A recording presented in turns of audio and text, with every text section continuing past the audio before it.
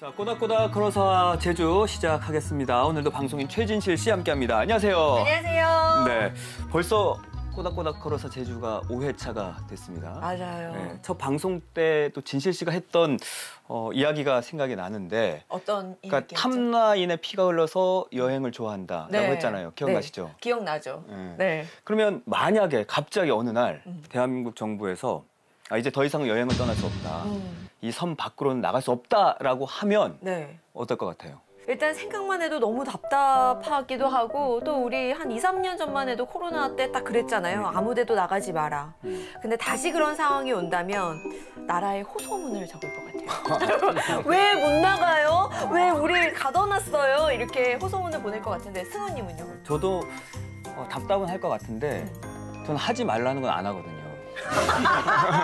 그래서 일단 뭐 당연히 이유가 있겠지 싶어가지고 근데 만약에 정말 이유 없이 뭔가 누군가를 괴롭히거나 뭐 그럴 목적이라면 이거는 맞서 싸워야 되는 거고. 그렇죠. 그거는 말이 안 되고. 오늘 또 함께 해주실 두 분이 더 계신데 네. 이 두 분의 생각도 궁금합니다. 두 분 모시겠습니다. 안녕하십니까? 네, 네. 예, 저는 제주 민속자연사박물관의 관장으로 있는 박찬식입니다. 제가 지금 속해 있는 박물관이 바로 지난달에 개관 40주년을 맞이했습니다. 제주의 자연과 어떤 인간의 문화를 담은 박물관으로 쭉 성장해 왔는데 오늘 좋은 이 주제 맞이해서 한번 또 얘기를 풀어볼까 합니다. 네, 어서 오십시오. 반갑습니다. 그리고요? 제주대학교 탐나문화 연구원의 쿰따 인문학 연구교수입니다. 김준표입니다. 그 쿰따는 제주어 품따인데 제주의 문화를 쿰따 문화라는 걸로 좀 설명해 보려고 하는 노력을 기울이고 있습니다. 네, 반갑습니다. 어서 오십시오. 오늘 어쨌든 핵심이 뭐냐면 예, 섬에서. 그러니까 정부에서 갑자기 여행을 막고 섬 밖으로 나가지 못한다고 하면 두 분은 어떠세요? 좀 받아들이실 것 같으세요? 제 경험을 먼저 말씀드린다면요. 제가 고등학교 학창 시절 때 우리 선배님들이 그 육지 수학여행을 갔는데 거기서 무슨 좀 안 좋은 사건이 있었나 봐요. 그래서 교육청에서 금지령이 내려가지고 수학여행 못 가게 해서 고등학교 졸업 때까지 바깥으로 나간 경험이 없었습니다. 또 그 시대가 엄혹한 군사정권 시절이고 밖에 수학여행도 못 나가는 그 암울한 상황이 떠오르네요. 저 같은 경우는 우리 그 외할머니가 한평 사람, 전라남도 한평 사람인데 20대 초반에 제주 내려와서 살다가 외할아버지 사삼 때 돌아가시고 할머니는 청주로 재가를 가셔서 어릴 때부터 청주를 많이 왔다 갔다 했죠. 하다 보니까 대학교 시절에는 방학만 하면 청주에서 외갓집 잠깐 있다가 부산에 큰아버지가 사셨으니까 부산까지 고속도로를 쭉 타고 달려갔다가 부산에서 서울로 또 고속도로를 쭉 타고 올라갔다가 이게 혼자 돌아다녔었는데 요즘 말로 하면 모빌리티, 옛날 말로 역마살. 그러니까 그렇게 이제 막 돌아다니는 걸 좋아하다 보니까 섬에서만 갇혀 산다? 저는 헤엄쳐서 가겠습니다. 오늘의 주제가 사실 이와 관련이 되어 있습니다.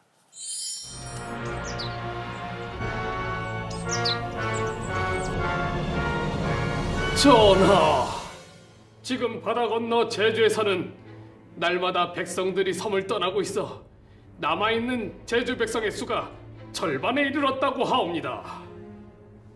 하지만 무슨 수로 제주 백성의 이도를 막는단 말이냐? 아래옵기 황공하오나 제주 도민들의 섬 바깥 출입을 엄히 금하는 국법을 정하여 그들의 이도를 막아야 할 것으로 사료되옵니다. 결국 그 방법밖에 없구나. 여봐라, 지금 이 시각 이후부터 제주 백성들은 섬 밖으로 나가지 못하도록 국법으로 정하고 이를 어길 시에는 극형에 처하도록 하라. 제주섬을 떠나는 도민들이 늘어나자 인조는 국법으로 제주 백성들을 섬으로 가둬놓는다. 이것이 바로 1629년에 내려진 출륙 금지령이죠. 그러니까 출육 금지령 이걸 인조가 이제 국법으로 정했습니다. 근데 이걸 어기면 극형으로 다스렸다고 하니까 이 정도면 제주는 바다에 있던 그냥 감옥이 맞았네요. 그렇죠. 현기영 선생께서 변방의 우진연세라는 소설을 예전에 이재순환을 그걸 주제로 해서 쓴 적이 있는데 그 서두에 보면 제주에 나면 이게 감옥이다. 그리고 천형의 땅이다. 하늘로부터 형벌을 받았다는 것이죠. 그리고 변방이라는 개념. 이게 다 결국은 이와 같은 출육 금지하고 아주 연관된 조선시대의 아주 어두운 그런 내용 같아요. 그럼 정확한 시기가 언제부터예요? 조선 전기 후기 나눌 때 임진왜란 전을 보통 조선 전기라 그러고 그다음에 이후를 조선 후기라 그러는데 17세기는 조선 중엽, 중기라고도 보통 얘기합니다. 그래서 임진왜란 지나서 얼마 안 된 1629년에 뭐 제주도에 무슨 문제가 있었는지 이와 같이 인조 때에 바로 출육금지령을 내리게 됐던 것입니다. 그러니까 인조면 16대 조선왕이 아닌 거죠? 그러면 언제까지? 이게 조선 그 말기가 이제 마지막 그 500년 중에 마지막이 19세기잖아요. 그래서 그 순조 때 1823년까지 거의 뭐 200년간 내려졌던. 그러니까 200년 동안이나 두 발을 묶어뒀다니까. 완전히 뭐 묶어버린 것이죠, 제주도를. 근데 여기서 생기는 의문이 있거든요. 도대체 왜? 왜 못 나가게 한 거예요? 우리가 보았던 화면에서도 나오지만 뭐 기근도 있고 여러 가지 재해 부분도 있지만 뭔가 조선시대 들어와서 이전과는 달리 제주도로부터 너무 많은 거를 중앙정부가 수탈한 게 아니냐. 제 후배인 이영권 박사가 제주대학 사회학과에서 학위 논문을 낸 게 있는데 몽골 100년 동안에 말들이 엄청나게 좋은 말들을 많이 길러줬고 그 말들을 제주 사람들이 자유롭게 매매를 했어요. 제주도의 인구도 많이 증가했고 제주도의 경제적인 그런 수준이 높았다 그럽니다. 말을 매매하면서. 근데 조선 초기 들어오자마자 중산간 일대 삥 둘러가지고 구경목장으로 만들어버린 거예요. 말 소유를 개인 소유 못하게 해버린 거죠. 매매를 못하게 하니까 제주도의 경제적인 데서 상당한 어려움이 왔다. 그래서 그 출구로 제주 사람들이 의도적으로 제주도 바깥으로 나갔다. 수탈과 그다음 이 말 교역을 금지했던 그런 내용을 독특하게 제시하던데 저도 동의합니다. 아니, 근데 오히려 이제 떠났던 사람들한테 우리 세금 감면도 해줄게, 아기 나면 조금 이렇게 뭐 지원도 해줄게 이런 좋은 유인책을 좀 펼쳐야 되는 거 아니에요, 교수님? 조선이 민주주의 국가가 아니고 왕조 국가의 정부인데, 그러니까 주민의 삶의 질을 향상한다거나 뭐 거주 환경을 개선한다거나 그러니까 뭐 돌아와라 이런 거에 대한 관심이 없고 오로지 왕조의 관심은 세금이니까. 그러니까 얼마나 이제 그 받을 것을 챙길 것이냐는 건데 사람들이 떠나면서 이게 인구 통계에 잡히지 않는 거죠. 인구 통계에 잡히지 않기 때문에 세금을 부과할 수도 없고 세금을 부과해도 사람이 없으니 역을 못 하는 것이고 그러니 떠나지 못하게 하려는 조선 정부의 그 의도는 세금을 부과하기 위해서 떠나지 못하게 막는 건데 근데 이제 이 출육 금지령 이전에 사람들은 꾸준히 떠났던 거니까요. 그러니까 막 떠나면 돌아올 수 있게끔 어떤 근본적인 해결책을 제시한 게 아니라 그냥 통제를 해버린 거예요. 그렇죠. 통제를 해버린 거죠. 그럼 그렇게 강력한 조치를 할 만큼 실제로 그 당시 제주 인구가 급격하게 줄었나요? 그 어떤 분들은 그런 말씀도 하시더라고요. 고려 때까지는 세금이라기보다는 뭐 이제 외국 수준의 뭐 이제 조공 정도였었는데 그게 조선조에서 세금으로 이제 정례화되면서 더 강해졌고 또 한 가지는 제주 사람들은 바다를 먹고 사는 사람들이잖아요. 바다를 먹고 사는 사람들은 이제 바다를 향해서 육지에 머무르지 않고 한반도인지 아니면 중국인지 일본인지 아니면 제주도 땅인지 모르지만 하여튼 제주 사람들의 경우에는 바다로 나가서 바다 생활을 하는 이게 포작인들의 삶이겠죠. 포작선을 타고 배 타고 돌아다니면서 살아가는 그런 사람들이 있었던 건데 그거를 이제 점차 이제 못하게 하려고 포작인들 돌아가게 해라 200년 동안 말하다가 200년 뒤에야 법으로 정해진 것이라고 저는 그렇게 이해를 하고 있었습니다. 제가 왕조실록이랄까 읍지 같은데 나온 자료 봤더니 세종 때 인구가 파악된 게 있어요. 예. 6만 3천 명 정도. 아마 이 몽골 때로부터 해서 모코나 때 사람들이 많이 죽었을 거예요. 그래서 6만 3천이면 거의 7, 8만 가까이는 됐던 것 같아요. 10만 가까운 인구. 근데 이게 1601년에 그 청음 김상원이라고 남사록이란 기록을 남기는데 여기에 기록에는 2만 1,000명 정도밖에 이게 3분의 1로 줄어버리는 건데 아마 이때는 1592년에 임진왜란 때 제주도에는 전란이 일어나지 않았지만 뭐 이순신 그 수군에도 포자기들이 많이 들어가 있었고 육지에 많이 전투에 참전했던 것 같아요.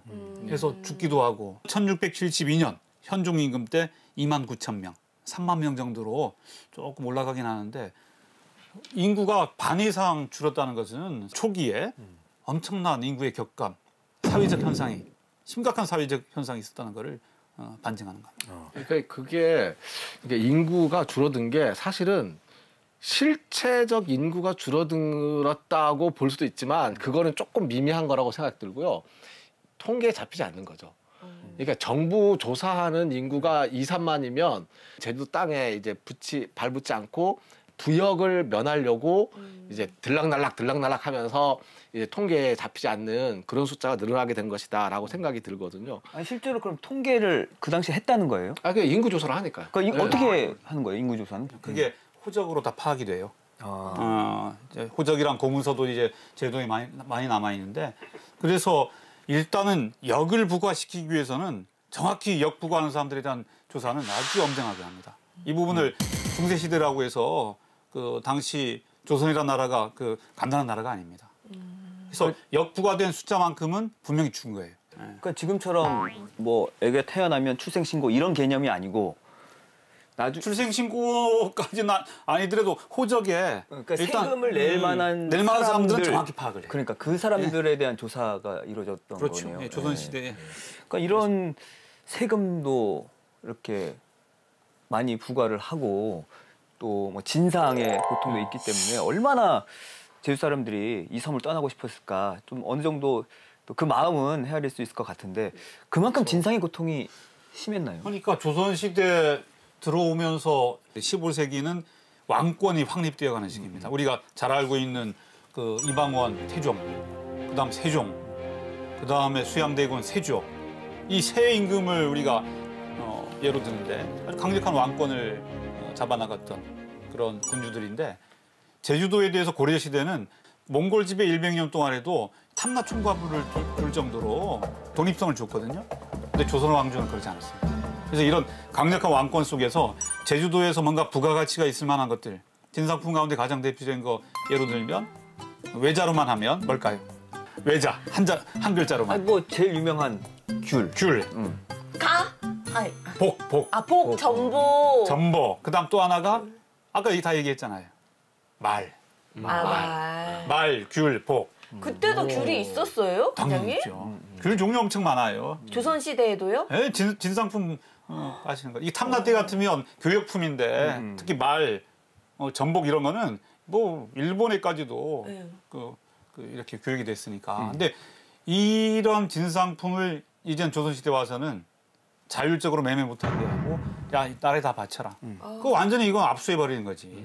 폭군으로 유명한 군주 있죠. 광해군은 그래도 연산군. 연산군은 진짜 이 폭정을 일삼았던 군주인데 이때 이렇게 통계된 논문 자료 보니까 진상 액수가 가장 많았던 것 같아요. 진상이라는 것도 결국은 사람 수에 맞춰서 진상품을 정하는 거잖아요. 진상은 확실하게 이 전세는 토지 면적을 단위로 하는데 그 진상품은 가정을 단위로 가호. 그다음에 군역 유역은 머리 숫자로 정확히 징발을 하니까 이렇게 기준을 매겨요. 아니 그 말 같은 경우는 목장으로 해서 키웠다면 그럼 귤은 가정마다 다 키웠던 거예요? 귤은 가호 집집마다 한 건 아니고요. 과원을 조성해서 거기 집중적으로 재배하게 하죠. 정부에 바칠 액수를 미리 정해둬요. 말도 그렇고 전복도 그렇고 다 숫자를 정해놓고 그거에 그냥 맞춰야 돼요. 근데 이게 흉년이 들고 뭔가 작황이 안 좋았을 때 그때가 이제 문제가 생기는 것이죠. 과원을 만들었다 하면 그 과원 안에서 있는 귤 재배는 결국 동네 사람들이 가서 증발해서 하는 거죠. 증발해서 하는 거니까. 그 제가 이제 육고역 얘기를 하겠는데 조선시대 때 제주도에 가장 그 역을 심하게 졌던 사람들 육고역이라 그래요. 대표적인 분들이 그 전복을 땄던 포작하고 잡녀, 그 말을 길렀던 그 목자, 몰태우리.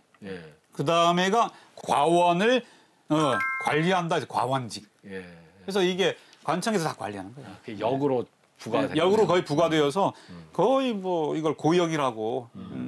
보통 네 귤을 이제 가을 되면 수확을 하니까 뭐 보통 9월에서부터 그렇죠. 겨울까지는 계속해서 제주도민들이 좀 수탈 당했네요. 그러면 귤은 그러면은 만약에 귤 진상을 해야 돼. 네. 근데 하려니 너무너무 힘들어. 이 진상의 고통을 조금이라도 덜 해볼까 하는 꾀로 어떤 방법을 생각해 볼 수 있었을 것 같은데 어떻게 했을까요? 아니, 파치를 많이 보내가지고 뭔가 이제 그 상품성이 이제 떨어지거나 맛도 이제 별로거나 약간 이런 이미지를 심어줬으면 또 이제 귤을 찾지 않지 않았을까 싶기도 한데. 이게 개인 과수원이면 그걸 나무를 베어버릴 것 같거든요. 아 그냥 우리 감귤 나무가 죽어버렸어요 이렇게 할 것 같은데 아까는 이제 나라에서 관리한다고 했잖아요. 그럼 아니면 또 정해진 양이 있다고 하니까 베어도 그 양은 정해져 있으니. 성종 그 실록 왕조실록에 보니까 그때는 과원 조성 전이거든요. 너무 괴롭게 되니까 백성들이 살 수가 없어서 나무를 베고 뿌리를 없애는 자까지 있었다. 이런 정도 가고 있고. 나무 자체를 없애고. 뿌리째. 그리고 그 주인이 관부에까지 기한내 가져오지 않으면 형벌을 엄하게 했다. 그래서 백성들이 나무 심기를 즐겨하지 않았다. 뭐 이런 내용이 나오고. 부역도 참 큰 부담이 됐다고 하는데 어느 정도였나요? 부역하면 아무래도 군역하고 요역이 있지만 요역은 이제 잡다한 일들 하는 거고 군역이 가장 중요하겠죠. 조선 초기에 진짜 엄청나게 많은 그 왜구들이 제주도에 오고 특히 임진왜란 전에 왜구 출몰이 심해집니다. 이러다 보니까 제주도의 해안 방어가 큰 이제 이슈가 됩니다. 해안 그 방어 유적들이 있잖아요. 세 개 성, 삼읍성이 있고 9개 진성이 있고 그 다음에 해안을 삥 둘러가지고 저 오름까지 해서 25봉수, 38연대 뭐 이렇게 수많은 해안 방어 시설들이 설치가 되는데 이거 결국 누가 관리하겠어요? 아 그거를 일단은 만들어야 되니까. 만들고 거기에 전부 의무적으로 가서 이제 병력이 배치돼가지고 일을 해야 하잖아요. 군사로. 그들을 당시 기록에는 아병이라고 해요. 아병도 육고역 중에 하나라고 합니다. 그래서 보통 남정네라고 하면은 16살부터 60세까지.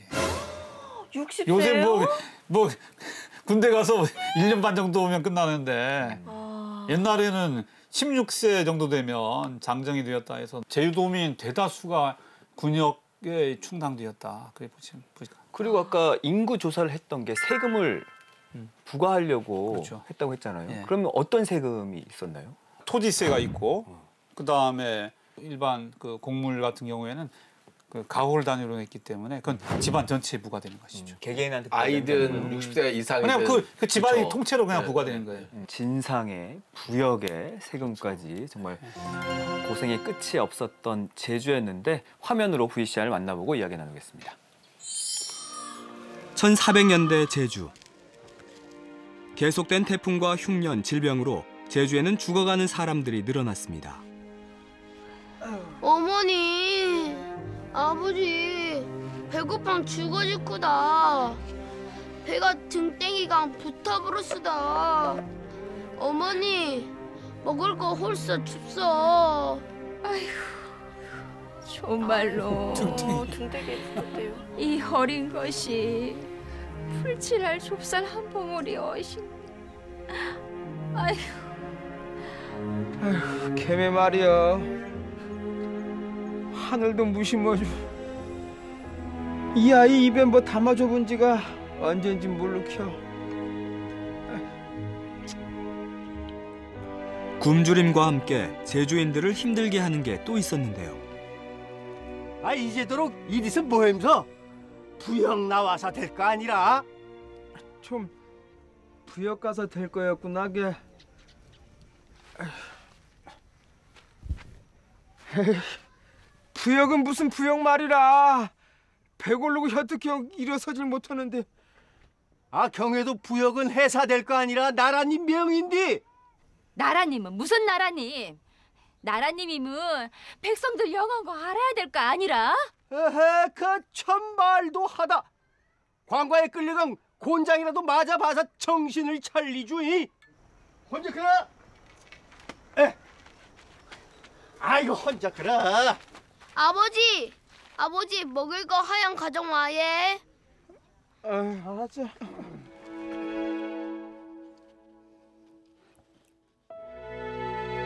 집집마다 피할 수 없는 부역까지 이중 삼중의 고통을 겪고 있었습니다.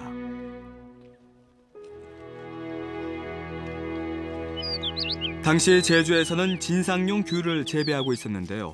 하지만 진상용 귤나무는 말이 개인이 재배하는 것이지 관아의 것이나 다름없었습니다.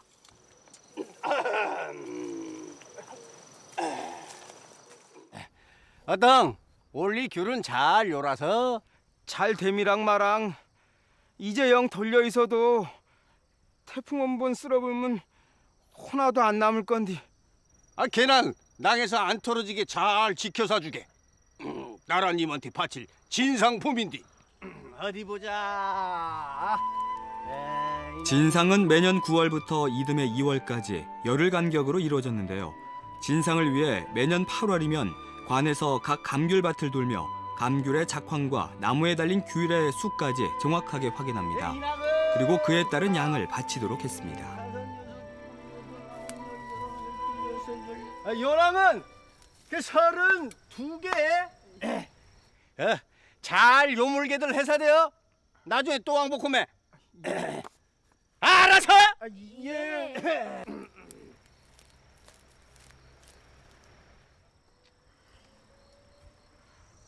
정숙가정 새여신디 생이가 왕 먹어 불어도 물어내야 하고 지절로 떨어져도 물어내야 하고 허난 우리는 어떤 살라 하는 거라?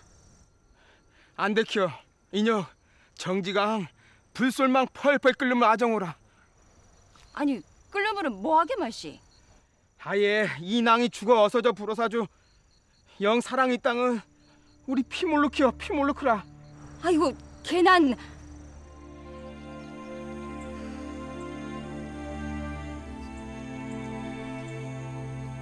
뭔가를 결심한 부부.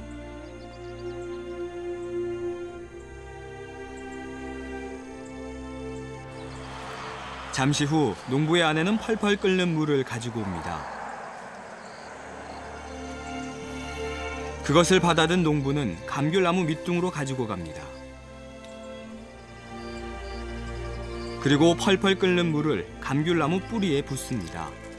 나날이 더해가는 진상의 고통을 견디다 못해 자식과도 같은 귤나무를 자신의 손으로 고사시켜버리는 거죠.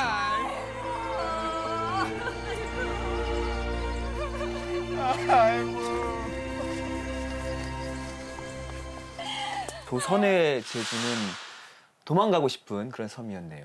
근데 자기가 이제 떠나고 싶다, 딱 마음을 먹었어. 아, 떠나야겠다.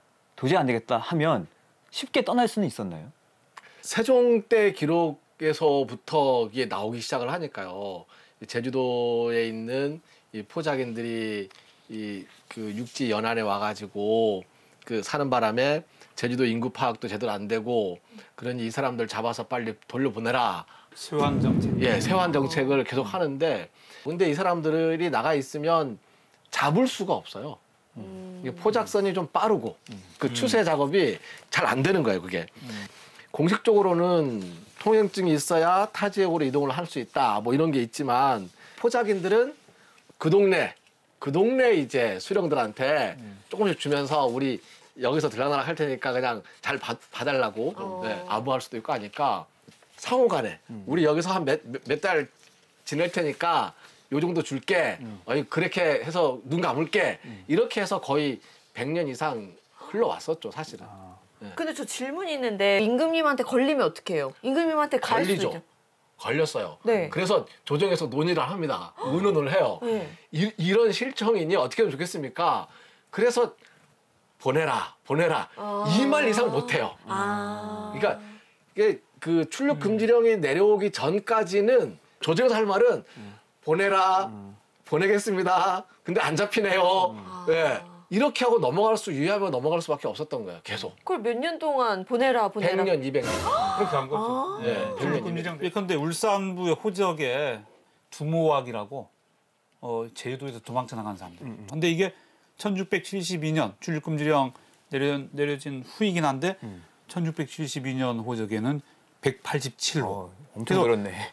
이게 울산의 한 예이죠. 울산뿐만 아니라 뭐 기장, 그다음 뭐 동래, 저 남해안 쪽 이순신 그 임진왜란 그 터지기 전에 이순신 수군의 비정규군으로 포작인들이 많이 들어가 있었거든요. 딱 제주도에서 도망쳐 나간 사람들입니다. 나는 그런 생각이 들어마신 게 그 출nhập 금지령이 그 전쟁이 터지면서 조선 수군의 전력으로 편입되고 그러면서 편입돼서 이제 왔다 갔다 하다 보니까 이제 인구 통제도 되고 뭐 죽기도 하고 그러면서 이 포작선과 제주도를 연결시키는 경제가 끊어지게 되고 그러니까 이제 세환 정책을 해도 뭐 허나마나 이제는 뭐 이제 그 포작인들의 힘이 약화됐으니 출nhập 금지령이 발동되기 시작한 거다. 영상학과 만드는 걸까? 근데 이제 200년 가까이 출육 현상이 쭉 이어지다 보면 결국엔 그 세환 정책 가지고는 근본적으로 이 사람들 돌아가지 못합니다. 근데 이 사람들은 유랑민들이거든요. 그 우리가 개항 이후에 해녀들이 그렇죠. 우리 출가물질 나갔잖아요. 바깥물질 나가는데 이 사람들을 그 지역 어민들은 제주도 해녀로 보지 자기네 그 주민으로 보지 않았어요. 그런데 이게 나중에는 이게 일반화돼 가니까 결국은 해녀들이 거기 가서 결혼도 하고 정착해서 이제 모여 사는 경우가 생긴 건데 이게 몇십 년도 이런데 200년이 흘렀으면 이제는 육지 나와 있는 사람들도 정부에서 인정하자. 그렇게 된 것 같아요. 그래서 인구가 그래 결국은 인구가 줄어드니까 안 되겠다. 그래서 이제는 하는 수 없이 막자.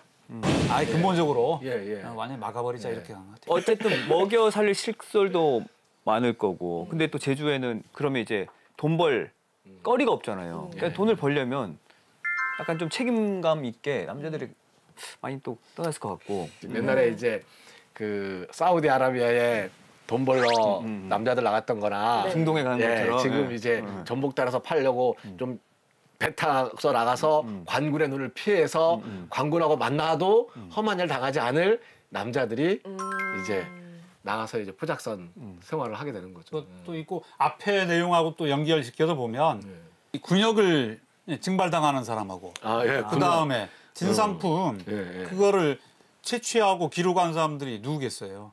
전복도 실은 종려 해녀가 주로 따지 않고 종려들은 미역을 주로 땄대요. 예전에는. 네, 예전에는. 근데 처음에는 이 보재기들 남자들이 아무래도 저 체력이 좋으니까 바다 깊숙이 있는 전복 따고 다 남자들에게 부과되었던 일이죠. 그러니까 역을 피해서 도망치는 사람들은 남자들이 나갈 수밖에 없는 거죠. 그러다 보니까 제주에는 남아있는 사람들은 거의 여자.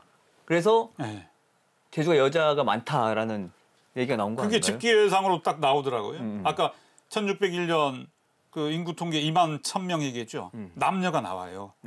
남자가 8,840명, 여자가 12,360명. 그다음 1672년 현종대 자료는 29,000명 가운데 남자가 12,000명, 여자가 17,000명. 엄청나게 남녀 인구의 불균형, 여다 현상이 아주 심각해진 거죠. 그러니까 제주가 여다의 섬이 됐네요. 여다의 섬. 아니 그런데 남자들이 다 나가고 여자들이 이제 제주에 남잖아요. 그럼 제주에 남은 여성들은 뭐 어떤 남자의 역할을 뭐 대신했을까요? 남자가 어쨌든 필요하잖아요. 일단 포작인들이 역을 피해서 떠나버리면 농업도 여자들이 하고 그 다음에 그 포작 일도 결국은 여자들이 해야 돼서 그때부터 여자들이 이제 더 깊은 바다로 들어가는 이 잡녀가 드디어 해녀가 되는 거죠. 보자기를 이어가지고. 그러니 이제 여자들이 이제 남자가 없는 빈자리를 메우기 위해서 여러 가지의 그 활동량을 넓히다 보니까 밖에 사람들 보기에는 여자들이 참 대단하다, 많다, 뭐 이렇게 얘기를 한 거지만 여자들은 힘든 세월인 거죠. 아니 허리 필 날이 없었을 것 같아요. 어쩔 수 없이 남자가 해야 될 일을 그냥 제주 여성들이 다 했다는 거잖아요. 그렇죠. 김상원 의사 남사록에 그 여정이란 기록이 나오잖아요.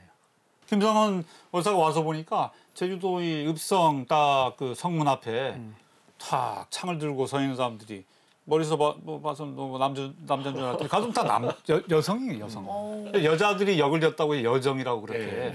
남자들이 할 일을 남자들 도망쳐버리니까 결국은 남아있는 여성들이 지게 된 것이죠. 이게 제주도 여성사의 하나 어찌 보면 좀 비극이죠.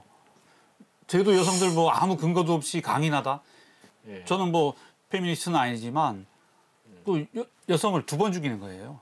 어떻게 여성이 강할 수가 없죠. 체질적으로, 선천적으로. 근데 제주도 역사 속에서 출육금지령까지 해서 뭐 거의 200년 이어진 이 조선 왕조 이 시대, 변방의 시대의 제주 여성의 역사 속에서 보면은 강하게 살 수밖에 없었던 이런 역사적 숙명이 있는 것이죠. 1601년 제주 안무어사로 왔던 김상원이 쓴 남사록에 보면 당시 상황을 알 수 있습니다. 진상품을 빙자해 사욕을 채우는 것이 몇 곱절이고 부담을 피해 도망간 사람이 열에 7, 8로 포자기네 아내가 되는 것을 피한다는 내용이죠.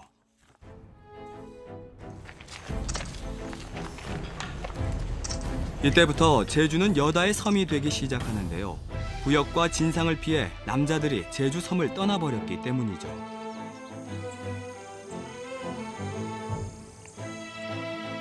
남사록에 기록된 당시 남녀 성비를 보면 남자가 9,000명인데 비해 여자는 13,000명으로 남자보다 여자가 더 많았습니다. 이렇게 되자 남자들이 도맡았던 군역 역시 여자들이 떠안아야 했는데요. 이때 등장한 것이 바로 여정, 이른바 여자 군인이었습니다. 개똥이 아방 속았수다. 이번이 나가 번이나니 들어간 헛금 쉬었다 없어. 소나이 나도 영 버친디. 아주망이 영식이 어멍이 번을 어떤 설 거라. 어떤 합니까게 집이 소나이가 어신디. 나라도 서사주마시. 저들지 맙소. 견뎌질 거우다. 박사 같네요, 진짜. 고증을 잘했네요. 여정. 제주 여정들은 남자들과 똑같이 성곽을 지키는 일을 담당하는가 하면 허드렛 일까지 했다고 합니다. 남사록에 따르면 당시 남정보다 여정이 더 많았던 것으로 보입니다.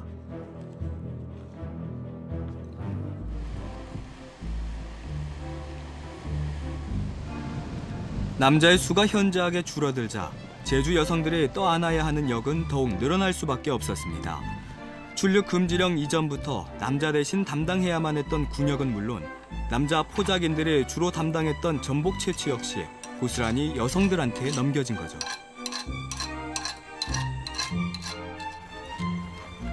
야, 영식이 어멍아. 아이고 예, 옵디가. 혼자 나서라. 물때 다 저물어 감죠. 예, 다 되었수다. 아이고 밭에 갔다 오당 보라 영몸 키워전마씨. 개매 말이야. 우린 전생에 무슨 죄를 지으신지사. 서방 바당에 묻으신디.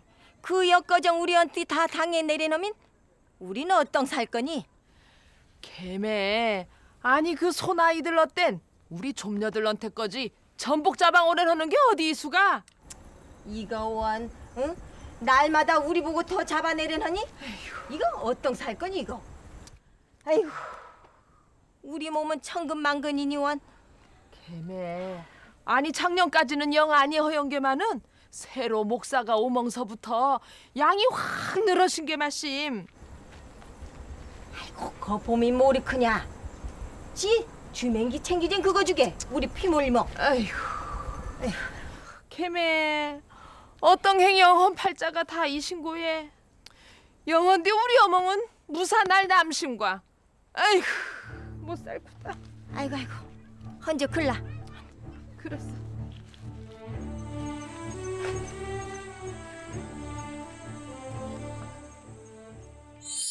자, 여다의 섬이 된 제주. 그럼 지금은 좀 바뀌었나요? 예, 뭐 그대로 바뀌었어요? 남자가 많아요. 아, 그래요? 몇 명 많습니다. 한 몇 년 전부터. 한 10년쯤 됐나? 2008년으로. 예. 그때 처음 역전. 예. 그때부터 남자가 조금씩 많고요. 지금 2023년 기준으로 봐도 한 0.2% 정도? 큰 차이는 아니네요. 그럼 몇 명이에요? 0.2%? 몇 명 정도? 몇백 명 그 정도. 거의 비슷하네요. 예. 남자가 많아지게 된 이유가 이제 더 이상 뭐 나갈 일이 없으니까 그렇긴 하겠지만 그러면서 남아 있었던 이 그 한국의 남아 선호 사상, 가부장제적인 남아 선호 사상이 그 인구 정책, 육아 정책, 둘만 낳아서 뭐 하나만 낳아서 이런 이야기하고 맞물리면서 낳는 것에서부터도 남자를 선호하는 그러다 보니까 이제 남자가 조금씩 많아지게 되어서 여기까지 온 거다라는 생각이 듭니다. 아니 근데 여초 현상이 꽤 오랫동안 이어졌다면 아니 인구가 늘 수가 없는 거 아니에요? 네? 그러니까 여초 현상이 그 기간이 길었다면 예. 남자가 없는데 남자가 없는데 있죠. 남자가 있죠. 왜 없습니까? 그러니까 유배오거든요. 네. 유배온 남자들은 이 제주도에 있는 이 남아 있는 초과된 여자들과 같이 살았으니까 애 낳고. 네.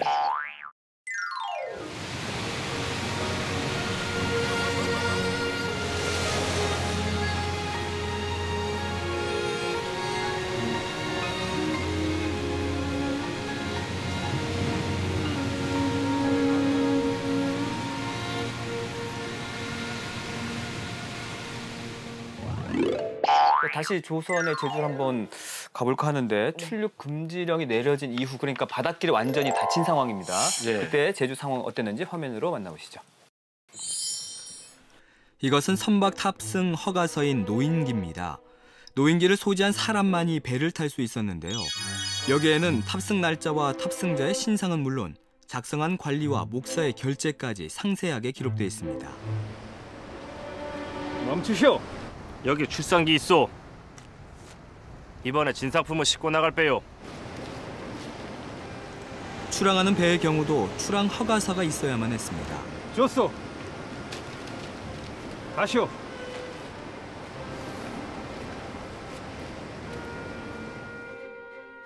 이것이 바로 출항 허가서인 출선기입니다. 공무를 위해 출항할 때 선주가 해당 수령에게 올렸던 출항 신고서죠. 당시 제주의 관문은 조천포와 화북인 별도포로 이곳을 통해서만 공식적인 선박 출입이 가능했습니다.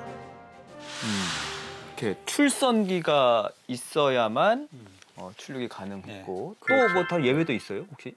남자들 같은 경우에는 과거 시험 보러 가는 사람들, 진상품 바치러 가는 사람들 이런 공적인 용무인 사람들 경우에만 조천하고 화북포구에서 나가게 했는데 철저하게 이렇게 통행증을 관청해서 발급받는 사람에 한해서만 나갈 수 있었죠. 그것도 남성만, 여자는 안 돼요.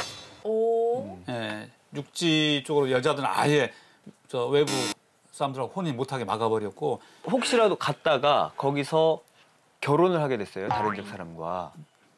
과거 시험 보러 갔다가 그 짧은 시간에? 뭐 결혼할 수 있지 뭐. 그럴 수 있죠. 네. 결혼 안 해도 약속해서 데리고 올 수도 있는 거죠. 데려오면 그 사람들은 또 못 나가는 거예요. 친정 못 가겠다 해. 그런 정도까지 파악은 안 해봤는데 인성군 같은 사례가 대표적으로 보이는데 인성군은 그 영모 사건 때문에 진도 갔다 거기 죽었고 그 인성군의 그 아들이 셋이 왔다가 여기 연인들하고 결혼을 해요. 결혼해서 애들 낳고 그랬는데 그 아들 셋에 대한 그 이제 유배가 풀렸거든. 근데 애들은 나중에 올라갔어요 서울. 근데 여기 여인 애들은 못 갔어요. 시댁에 못 가는 거네. 그 올라간 애들도 그 남자애들만 데려가실까 아닌가 말씀? 여자는 또 안 데려가고. 아니 제가 생각해 보면 그거까지 확인 안 해봤어요. 제 생각 공부를 더 해야 돼. 오늘 막 밑바닥에 들어가서 안 돼. 남자애들만 데려가는 가고 여자들 남겨놓으면 또 여초가 되는 거죠. 그것도. 아니면 여자라고 해도 거상 김만덕처럼 큰 일을 했다. 아니면 뭐 조정에 엄청 큰 도움이 될 만한 일을 했다. 그래도 그 정도 회사. 그러면 나갈 수 있어요? 포상휴가로. 네, 포상휴가처럼. 인성군의 그 손녀딸들은 파악을 해봐야겠네. 그러니까 유배운 경우도 풀리면 갈 수는 있지만 또 이 안에서 결혼했다고 하더라도 그 배우자는 못 가고.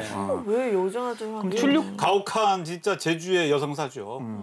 교수님은 헤엄쳐서라도 가고 싶다 그랬잖아요. 뭐 실제로 뭐 헤엄쳐서라도 가는 사람, 몰래 빠져나가는 그런 사람들은 없었어요. 물론 잡히진 않겠지만 빠져나가는. 그런 사례가 적발돼서 딱 기록에 나오면 좋겠는데 그런 잡힐 것 같아? 아니 잡힐 것 같은데. 잡힐 것 같다고요? 안 잡혀요. 안 잡혀요? 네, 이게 잡힐 수 없죠. 이게 조천포하고 화북포에서 통제를 했으면 모르죠. 실제 잡히지 않고 밀항했던 사례가 있는지. 그러니까요. 밀항 사례가 있을 수는 있어. 밀항. 그러니까 몰래 밤에 도망칠 수는 있어. 4.3 그 어간의 밀항들이 굉장히 많이 일어나는데 그렇죠. 그 정도의 능력이 있는 거죠. 그 전에도. 그럼 그때는 좀 급박할 때니까 좀 숫자가 불어났다고 하더라도 그 전에는 그거의 한 최소한 10% 정도는 그래도 이제 꾸준히 드나들지 않았을까. 왜냐하면 제주 사람들이 그 배를 움직이는 그 선박의 뭐 항해술이나 이런 것들이 완전히 포기할 수 없는 거니까. 이 출륙금지령이 200년 동안 지속했다고 하는데 그럼 언제 정확히 해제가 된 거예요? 지금 이게 순조실록하고 비변사 등록에 보면 순조 23년 1823년에 그 여기 어사로 왔던 조정화가 임금에게 그 별단이라고 해서 그 임금에게 좀 이제는 이렇게 좀 풀어줬으면 좋겠습니다. 근데 이때 그 풀어주었던 거는 이 섬에 있는 그 남자나 여자, 특히 여자가 다른 지방 사람들과 왕래하면서 혼인할 수 있게 풀어줬으면 좋겠다. 근데 여기까지는 되는데 이 대신들이 그래도 아직도 출입금지령이 있는 건데 이 본뜻을 어겨서는 안 됩니다. 무역 왕래도 활발하게 되고 있다는 거 알고 있어요. 조천 화북 포국. 조천 화북이 유일한 여기 포국이기 때문에 상인들도 많이 왔다 갔다 있어요. 영조 정조 때. 이미 출입금지령 자체가 거의 뭐라 그럴까 유명무실. 그게 뭐 없어진 건 다를 바 없는데 이제 여성들의 그 육지 출입해서 결혼하는 것도 허용했기 때문에 1823년을 실질적인 해제 연도로 보아도 뭐. 그럼 무엇보다 제일 중요한 거 200년 동안 두 발을 묶어놨잖아요. 네. 어쨌든 이게 인구 이동을 막기 위해서인데 그러면 그 효과는 있었나요? 그냥 이제 숫자가 그냥 안정적으로 쭉 맞아요. 3만 아까 되는 거죠. 그게 현종 때 3만 정도인데 현종 때 이후로는 쭉 계속 완만하게 인구가 8만 정도, 9만 정도까지 조선 말기까지 올라가는 것 같더라고요. 그러니까 철저히 외부와 이렇게 차단시킨 출입 금지령. 그럼 이게 제주 사회에 어떤 것들을 좀 남겼다고 두 분은 보시는지. 분명 긍정적인 면도 있을 것 같고 부정적인 면도 있을 것 같아요. 우리 삼성신화에서도 병랑국에서 또 바다 건너서 넘어온 그 새 공주가 가져온 진짜 농경, 목축 문화 가지고 탐나란 나라를 발전시켜 나갔잖아요. 교류가 없다면 이 섬의 문화는 저는 거의 뭐 밑바닥으로 간다고 생각해요. 근데 그 200년 동안을 묶어버렸으니까 얼마나 힘든 상황이었겠습니까? 그래서 제주 사람들이 이때 아마 우리가 잘 얘기하는 수누름 문화랄까, 그 다음에 존양정신, 그 아끼는 존양정신, 산무도 그렇잖아요. 산무, 뭐 도둑, 대문, 거지 없다. 그거 제주 사람들이 진짜 마음이 원래부터 선량해서 그게 아니고 뭐 먹고 좀 남는 게 있어야, 가져갈 게 있어야 도둑, 대문이 있지. 어느 만큼 힘들게 살았는가를 보여주는 것이죠. 저는 뭐 굳이 찾는다 그러면 제가 학력고사 때 고전 만점 맞은 거? 그러니까 고전 고어. 이게 15세기, 16세기 우리는 훈민정음을 아예 다르게 읽잖아요. 육지 아이들 훈민정음 읽는 거 보니까 저건 무슨 훈민정음인가라고 생각할 정도로 나라 말씀에 등극에 달러 문자로 서로 호모때 안녕으로세라고 하면 다 알아듣으시죠. 저도 한번 해봤어요. 고등학교 다닐 때 은사 선생님이 아주 고어를 잘 가르쳤습니다. 네. 그래서 우리 동기들이 그 예비고사 고어 그 국어에서 고어 문제는 거의 다 맞출 정도였습니다. 그래서 제주도에 어쨌거나 그 예전 그 후민정음의 그 아레아 그 다음에 그 쌍아레아입니까? 그 유망지다 할 때 이런 없어져갔던 언어들이 제일 남아 있었던 것이죠. 본인들 공부 잘했다. 약간 살짝 어필해 주셨고. 출력금지령이 남긴 가장 큰 그 영향은 제주가 조선에 완전히 편입됐다. 그래서 지금 제주도 사람들이 독립국을 꿈꾸지 않는 그런 이제 완전한 토대가 출력금지령 시대에 만들어졌다라고 생각이 들고 육지에서 보면 점점 이제 그 제주의 포작이 끊겨 있는 상태니까 이제 출육 물질 해녀를 육지에서 이제 요구하기 시작하고 필요를 느꼈던 것이다. 그러니까 출육 물질 해녀가 나갔던 그 시기가 출육 금지령이 그 해제했다라고 보는 그 공식적인 기록하고 차이가 한 몇십 년 차이 안 나더라고요. 그러니 이런 출육 포작인 200년, 출육 금지령 200년, 그리고 출육 해녀 200년 요게 제주와 육지의 그 바다 건너 사이의 어떤 사회적 관계였지 않았을까. 오늘날의 제주를 만들어준 조선의 출육 금지령. 어떻게 보면 좀 아픔의 역사일 수도 있는데 오늘 재미있게 또 이야기를 나눠봤습니다. 그래서 제주를 왜 독특하다라고 사람들이 말하는지 좀 알게 된 시간이었던 것 같아요. 맞아요. 어떠셨어요?